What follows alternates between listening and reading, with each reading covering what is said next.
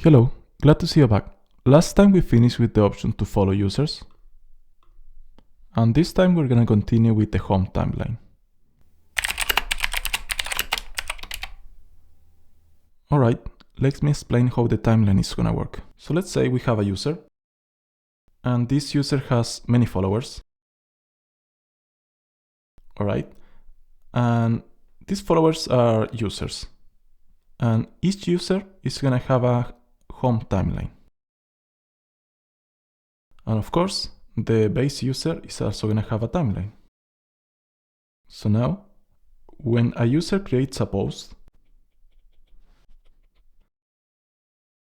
now this post is gonna be created for each follower timeline.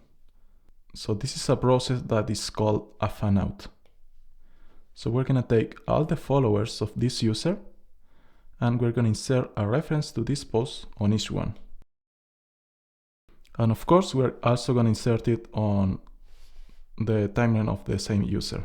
And if it happens that we have a user that is not a follower, then of course the post is not created for this one. So as you can see here, whenever a user creates a post, we're gonna take all the followers of that user and we're gonna insert a post on each user timeline. So this is gonna be very expensive when doing a write, but later it's gonna be very cheap to do a read from the timeline table because we won't have to do a join with the user followers table. Okay, so based on this drawing, the first table we're gonna need is the timeline. So let's do that. Okay, so let's go to the code and open the schema and create a new table for the timeline. I'm gonna call this the home timeline because later we're gonna have a different one for the users. So I think we don't need the updated at field. And for the primary key, we're gonna have a special key, but this time we are not gonna use a varchar. We're gonna use a UID type, and the default is gonna be to generate a random ulit. This is special to only Cockroach. This is not available on Postgres, for instance. And ulit are a special kind of IDs that are sortable, the same way our XID IDs are. And the reason we are generating this only on this table, contrary to this, for example, we use a varchar and we pass the value from the code, is because later we're gonna do a fanout query and we need the ID to be generated by the database. That's the reason. So now we need to change this to just a unique constraint, like this.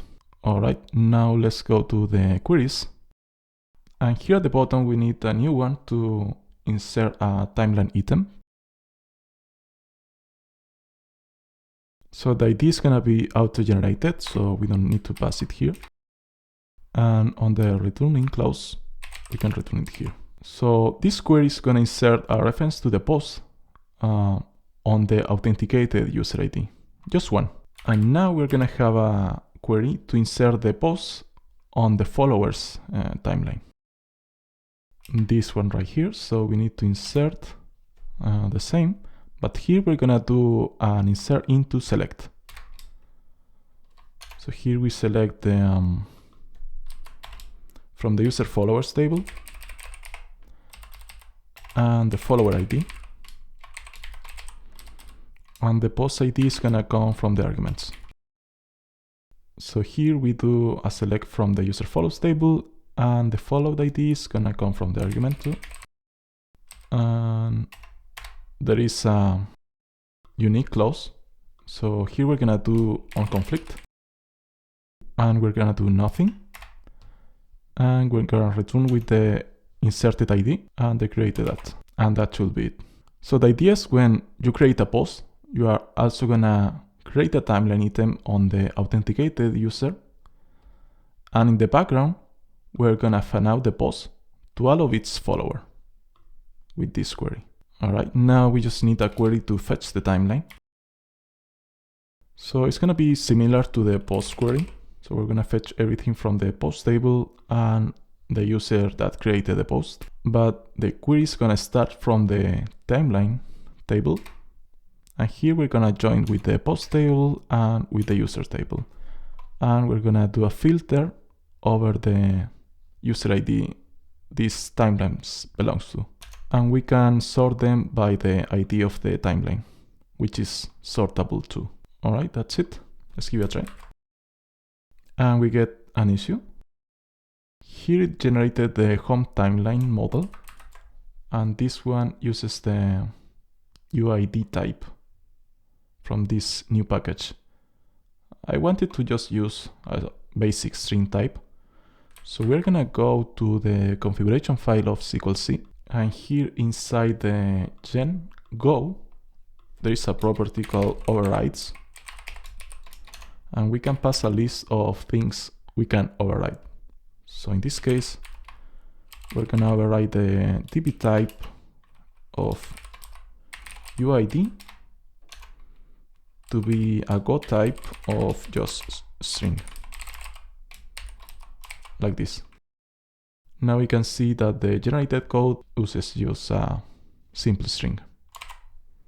Nice. Okay, now let's open the post service. And here, when we create a post, at the bottom, we're gonna insert a timeline item on the authenticated user. There we go. And now we need to insert the post in the timelines of all the followers of this user. For that, we're gonna use a routine to do it in the background. All right, on this part, we cannot use the same context we're using for everything else, because this context comes from the request. And because we are using the routine to run this, probably the context is gonna be canceled when we try to run this. So one option will be to use just the context background. And for now, that's what we're gonna do. So this function expects a post ID and a followed ID, which is the same authenticated user ID. Now this function can return an error, but since we are running in a routine, we cannot return this error to the user. So in this case, we're just gonna print a log statement. So in the service, we're gonna need a logger here, like this.